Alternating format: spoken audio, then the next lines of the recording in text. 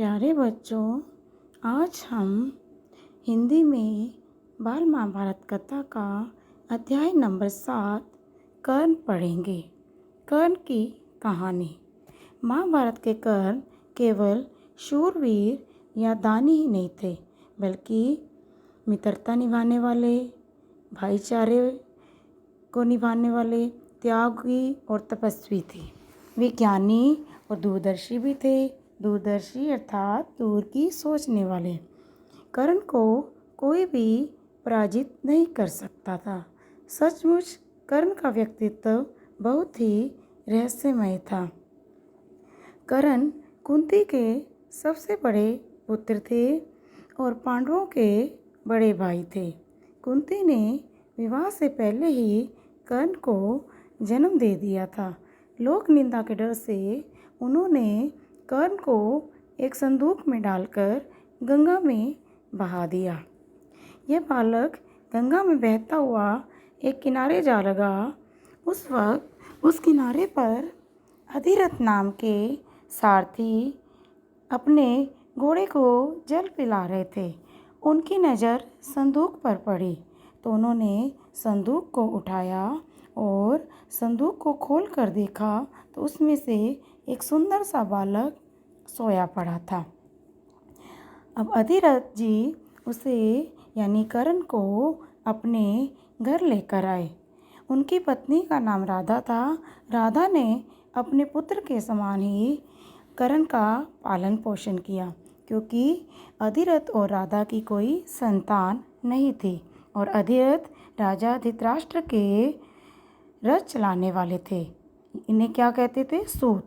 जो रथ चलाता है उसे सूत कहते हैं। इसलिए कर्ण को सूत पुत्र के नाम से जाना जाता है।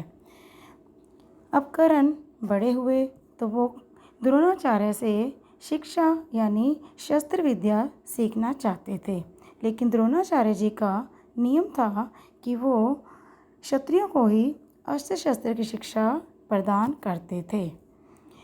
कर्ण के बारे में द्रोणाचार्य को नहीं पता था। अब कर्ण ने परशुराम के पास जाकर शस्त्र विद्या सीखने के लिए आग्रह किया। परशुराम जी का भी नियम था कि वो क्षत्रियों को ना शस्त्र विद्या देकर बल्कि ब्राह्मणों को शस्त्र विद्या देते थे। अब कर्ण ने उनसे झूठ बोला कि वो एक ब्राह्मण है। परशुराम जी ने उन्हें शरण में लिया और शस्त्र विद्या का ज्ञान दिया।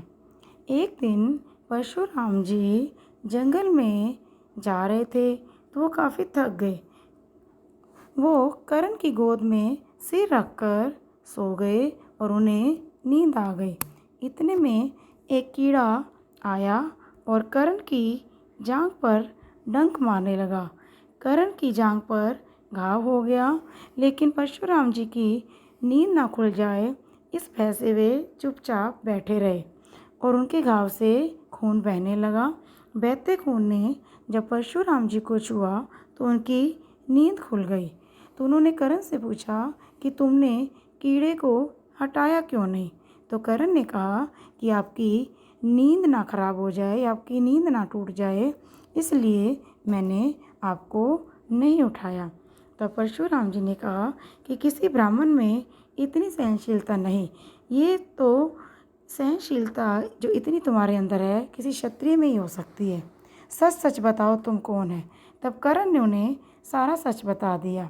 अब परशुराम जी क्रोधित हो गए तो उन्होंने श्राप दिया कि तुमने मुझसे झूठ बोलकर यह विद्या सीखी है।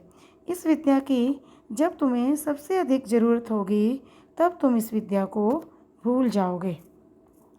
अब भगवान कृष्ण को पता था कि इंद्रदेव को उन्होंने कर्ण के पास भेजा, क्योंकि उन्हें पता था कि कर्ण के पास जब तक कवच और कुंडल हैं तब तक कर्ण को कोई भी हरा नहीं सकता।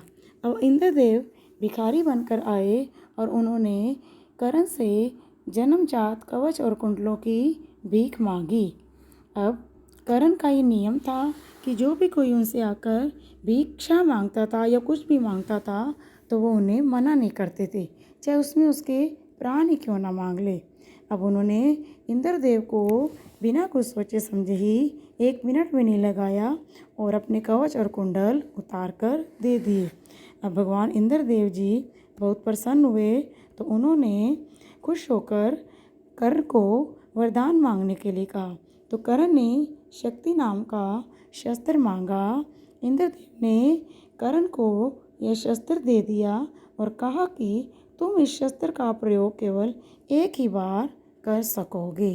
बच्चों, ये है कर्ण की कहानी। आपको पता है हरियाणा का जो करनाल शहर है वो कर्ण के नाम से ही पड़ा है।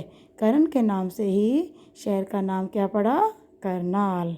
हाँ जी, धन्यवाद।